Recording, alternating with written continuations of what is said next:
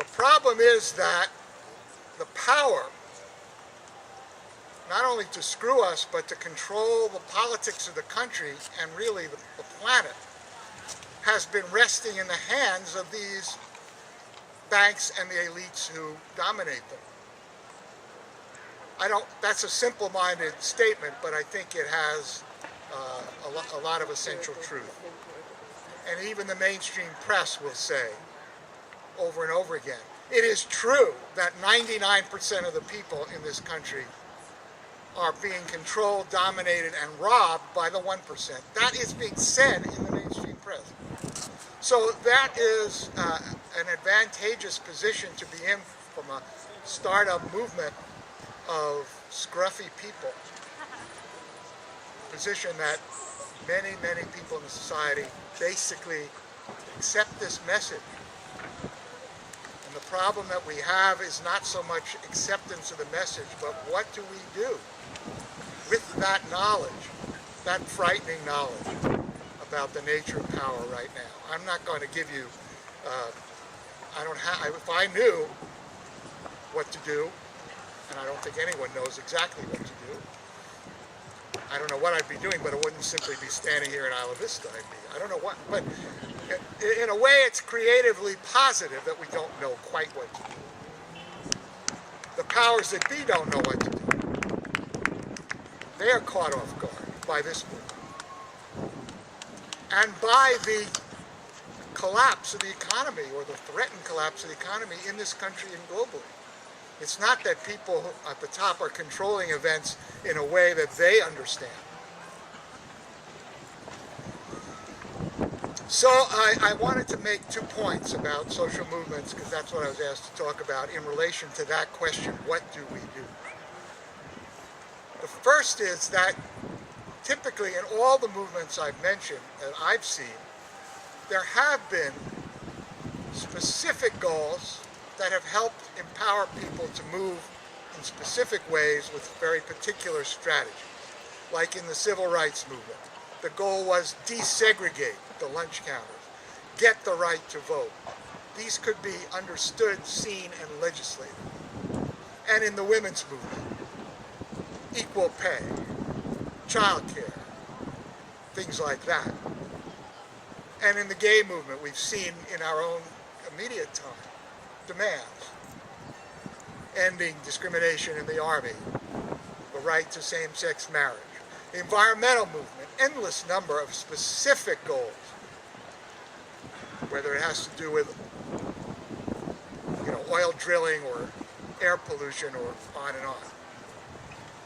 So what are the specific goals, not of simply Occupy movement, but of the many groups, the unions, the community groups, the consumer groups, the liberal and left-wing groups in the country that have been pressing for some kind of justice and equality at this point in time? There are many demands that are coming to the fore. It is ridiculous for people in the press to say the movement lacks clarity. We know there's an absolute need to get taxes on the wealthy, that corporations are not paying taxes, major corporations. There's a proposal which has been put forward internationally but is being aggressively pushed by the National Nurses Union, whose leader was a student at UCSB, by the way, Roseanne Barr. And their proposal is the so-called Robin Hood tax, a small tax on all financial transactions, a 0.03%, very small percentage tax, would create a fund of $300 or $400 billion for good purposes in this country. So that's a way to tax the rich, and there are many other ways. That's one demand. The second demand has to do with the mortgage crisis and the need to get some relief and bailout for the tens of millions of people whose homes are in danger of being taken from them. What kind of a society is that? And there are solutions, but they have to do with banks giving up some of their profits in order for this to happen. And the third demand, which is, I'm sure, on your mind, has to do with the student debt.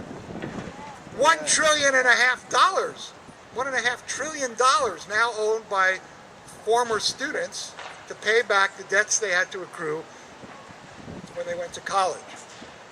There was a time when this institution over here was free. I don't know if you know that. The concept in California was higher education there should be a public university that was free for all in terms of tuition. And now the theory is that you can afford to pay for your education, especially if you come from middle and upper middle class family, by taking loans, because you're going to have great, terrific jobs in the future that will allow you to easily pay these back. There's a problem with that. Anyone see what it is? Where are the jobs? Where are the jobs? And there are other countries that have free higher education as a matter of right. Well, asking for some relief for student loans isn't even asking for the so-called radical demand of returning to the concept of free public higher education, but at least it would be a step. So those are specific demands. They can be done within the framework of the economic system we have if the power of these banksters can be broken. Because all of these demands have to do with their refusal to work for the benefit of society. Now there's a second, and therefore I expect, not that you in particular, but that the movement in general, not just the Occupy movement, but all the groups that have said they support it, like the major unions in the country, jumped right on board this movement, as well they should, and all kinds of other organizations, will be pressing these demands. And it's important for students, I think, to get educated on the nature of these demands. What are they about? How can these things be implemented? Demand from your classes in sociology, political science, economics, that a little attention be paid to these immediate questions, so that you can figure out which of these kinds of possible policy demands can be achieved. But I am here to tell you one more thing, and it's occurred to me almost from the beginning of the Wall Street occupation. We're missing something very serious in this country, intellectually and emotionally and morally, and we're missing it in the university too these days, and that is a discussion about the kind of society that we really want to have in the long term.